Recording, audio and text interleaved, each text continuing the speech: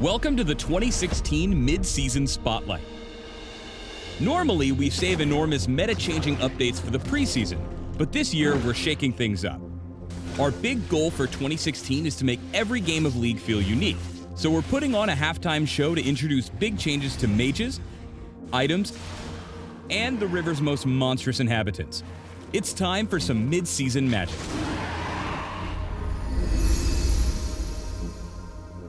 Let's start by checking in on our old pal Dragon, who's gone from elementary to elemental. He now embodies one of 4 elements when he spawns, each of which grant permanent stacking buffs to the team that takes him down. Fire dragons give you extra spicy damage against champions. Water dragons yield juicy health and mana regen. Earth dragons let you quickly take down epic monsters and turrets. And air dragons turbocharge your out-of-combat move speed. These stacks become even more important in the late game when the elemental dragons flee the rift and the elder dragon appears. Slaying this big bad daddy dragon temporarily amplifies all the existing dragon buffs you've acquired and applies powerful burn effects to your attacks and abilities.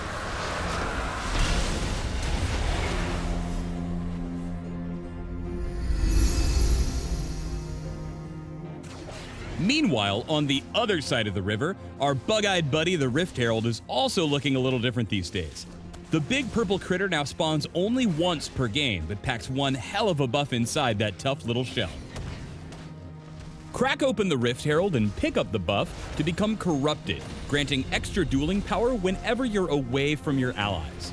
Best of all, the Herald's buff is clingier than your average barnacle and sticks around even through death. It also lasts a long time.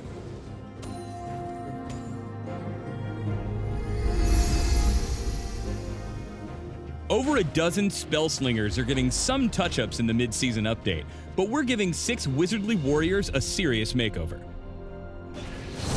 Malzahar is still the single-target lockdown master, but now he's figured out how to bring extra void puppies along for the ride. Voidling Swarm, his new W, spawns his little purple pals, which multiply as they fight and start to frenzy once there's enough of them.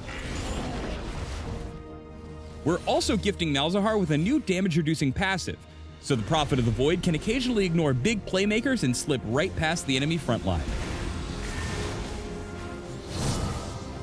Vladimir is the slippery blood mage with insane lane sustain, and we're escalating his ability to leverage his health bar to lay down the herd. Tides of Blood can now be charged up to form a massive sphere of AoE sangre sauce that he'll then hurl at opponents. This ability uses up a serious chunk of Vlad's available health, so he'll have to heal up between bloody onslaughts with his newly tuned transfusion.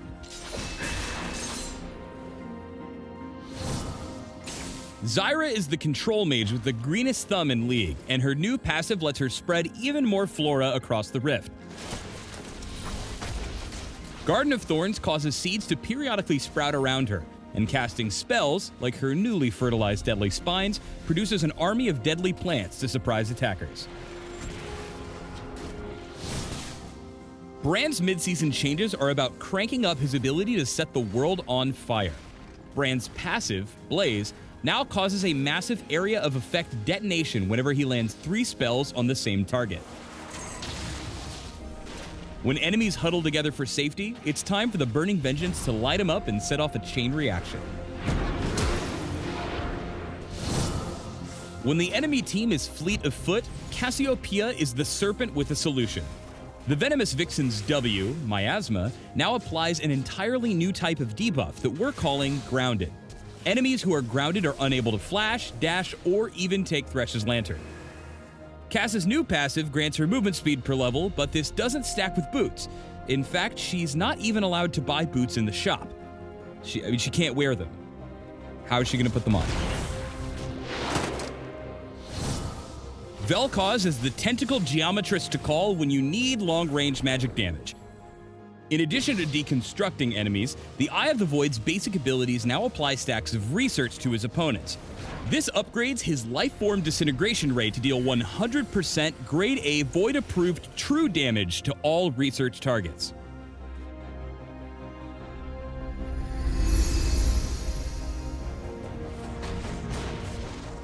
It's not just the mages who are getting a magical mid-season transformation. As with the marksman itemization changes earlier this year, we're altering AP items to augment how you contribute to the fight. We've loaded some extra ammunition into the Hextech revolver, so it deals bonus magic damage and upgrades into a trio of endgame items. The new Hextech Frost Cannon slows swift-footed killers with a spray of icy shards, while the Hextech Rocket Belt lets you dash forward and hose them down with flaming bolts. To complete the set, our old friend the Hextech Gunblade has a tweaked active effect that blasts baddies with instant damage.